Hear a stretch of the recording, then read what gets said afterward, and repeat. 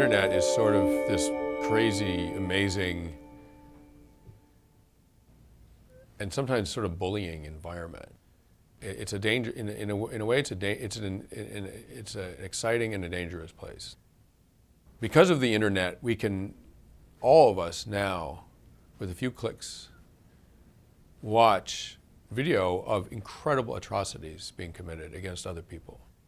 That's new in human experience. I mean, usually, if you're watching someone's head get cut off, you're in a situation where you're either part of that and you have some moral responsibility, or your own head is about to get cut off.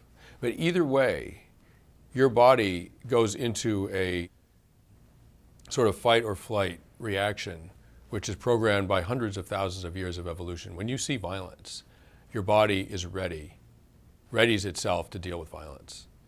So now what we can do is watch violence from the safety of our couch. Our body doesn't know we're sitting on our couch. The moral debate in our minds isn't engaged the way it is when someone's head is actually getting cut off in front of you.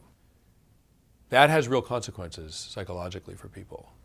And personally, I just don't watch anything online that I wouldn't be okay with seeing in person. Seeing violence up close and personally, I know the effect that it's had on my psyche, on me as a person, and I don't want it. And I just don't watch it. And I do worry about young people who have access to this. It has to be harming them. And you know, we haven't had the internet long enough to see how that harm will play out through the course of someone's life.